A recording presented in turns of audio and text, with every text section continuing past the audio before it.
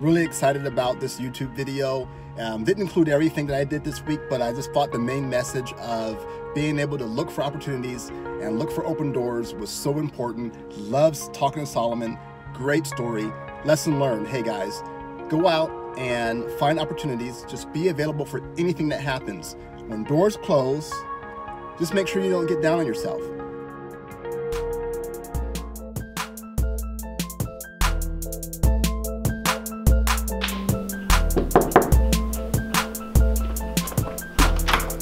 Hey, Rodney, how you doing? Good to see you. Yeah, Right. come on in. Come on in. Welcome.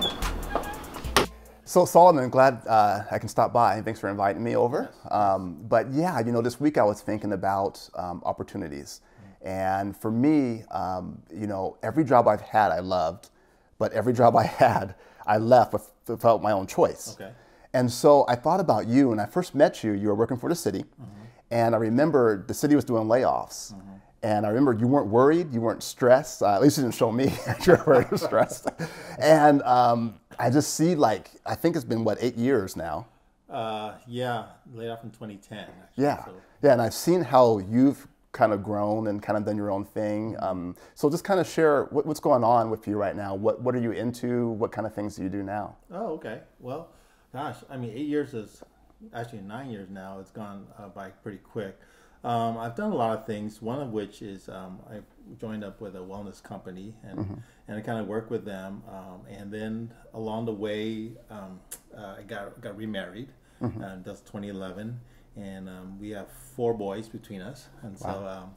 so, one of them down the south, they had the first grandchild. So we're already grandparents now. And then right. Jonathan is expecting one. So we have 2, like, within a matter of 3 months. That's what's happening. And in between all that, I picked up a job working with Kathleen's company. I'm their project director for a general construction company. And it's been keeping me really active between that. And then also I've been doing some speaking as well.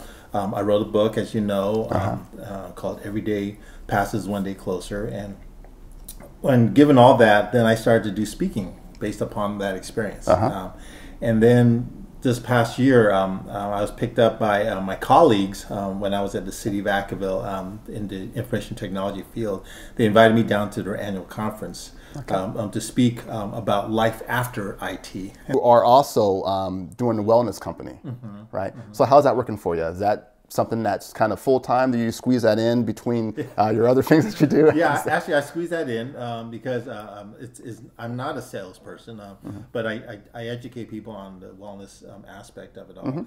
And as a result of that, I started a new chapter, actually, a BNI, Business Network International, a BNI chapter here in Vacaville, where I bring together business owners and we meet every week and we kind of talk about our businesses, and I represent Melaleuca there at that point. So that's been really... And Melaleuca is the wellness company. Correct. Yes. And that's where I actually represent that. So I'm busy doing that one as well. And there's over 8,000 chapters worldwide, and so I'm just one of the many chapters. And so, but it was really interesting to learn to build and bring business owners together, because business owners don't like to be told what to do. Right. So you have to have influence and be able to bring them together and help them see that there's something greater than just themselves. Yeah, and something that you said that's really important is when people get into business and they want to do the entrepreneurship is the networking, who you know, getting to know people and getting yourself out there. Right. And that sounds like what BNI is about. Yes, and as a matter of fact, what we do, because we meet every week, everybody educates the rest of the chapter on what they're looking for the week. And then so when you have a chapter of 20, 30 people, you have 20 or 30 eyes and ears out there looking for your business, as opposed to just you doing it on your own. And I've heard that the statistics are every person has at least 200 other people in their circle of influence. So you have a chapter of 20 and you multiply that by 200. Yeah. I mean, that's a lot of potential customers that you can reach out to. Definitely. Sometimes, they don't always refer business to me, but that's okay because they know of me. And so, and I refer a lot of business to a lot of other people. Just this year alone, in the short time we've met, I've given away $300,000 worth of business to one trades company in my chapter, for the Santa Rosa build outs. Oh, right. Yeah, Nice. yeah, and that's just for one company. Yeah. I mean, yeah. And I'm just getting started. But just touch on, for people who may not know, share as much as you want to about your book and about what it's about. People may not know what. Sure. So I have two boys, so my first wife and I, we were married for about 22 and a half years.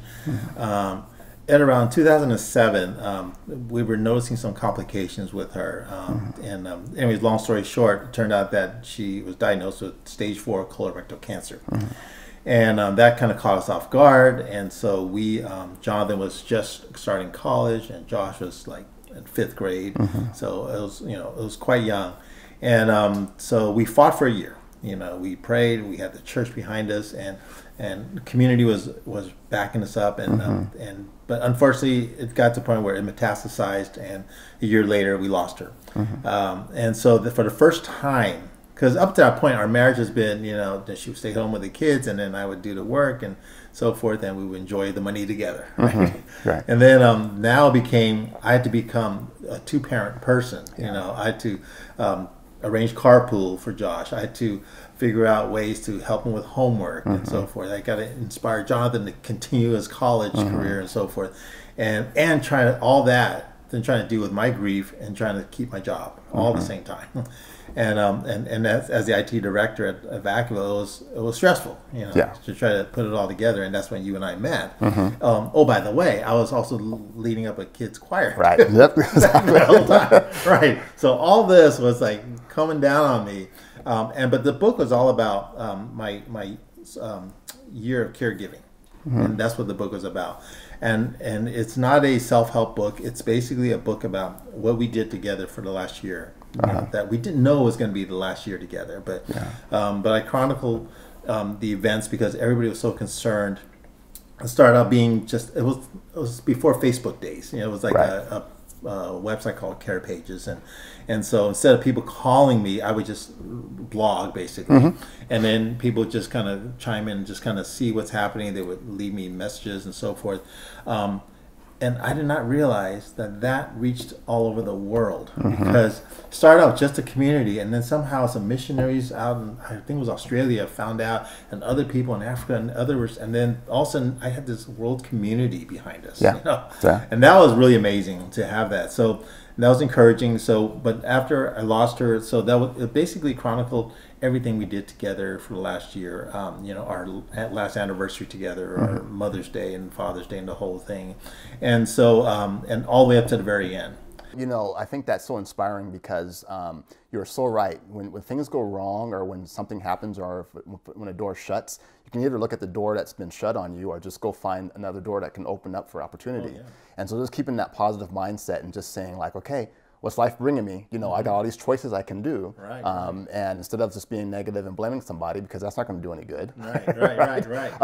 Let's go see what's going forward. And you've done a good job of doing that. Just doing a lot of things that I would love to do. Stay encouraged, stay motivated, find out that next door you want to open. There's so many different possibilities, so many different things you can do. And so I'm going to go and finish my week. I got some training. Don't know if you can see that. Anyway, doing some crisis response training as far as learning how to better deal with youth suicide and prevention. Share to somebody who needs to hear this message. My favorite movies is The Matrix. I love the Matrix trilogy. And so in this trilogy, in the second installment of The Matrix, they have this hallway. And this hallway is full of doors. And so what happens, because you're in the Matrix, you're in this computer program. And so there's certain rules that happen in this computer program that you can abide by, but sometimes you can bend the rules if you know how. But anyway, they would go through these doors and they would seem like they're lost. They wouldn't know where they're at. They would feel a little different. They wouldn't feel the same. The people who were looking to track them couldn't find them anywhere in the Matrix. And so they were kind of in this no man's land. And so what they did from there is they had all these doors in the hallway, and guess what? You can pick any door that you want to go through, and you can go anywhere in the Matrix you want to go through. And so it's the same thing with our lives. It's the same thing that we have when we think these opportunities close these doors on themselves. Where we're in a place and this door closes, guess what? There are all these other doors that you can open up and go through, and you can go and do anything you want to do. All right, I just finished up another podcast, and so I hope you guys check that out. Hope you guys enjoyed the YouTube video. This was a really good special one for me. Seizing opportunities, taking opportunities where they may come, and being able just to say, what is life bringing me? What kind of experiences have I had? Document what's going on, journal, whatever it may be. But just the main important thing, go for it. Go for your dreams, go for what you want to accomplish, and it can happen to you. Remember, always when a door closes, another one opens up. Don't let setbacks stop you, hold you back. Go for what you need to go for. Please like and subscribe. I'd really appreciate it. Thank you very much, and I'll see you guys next week.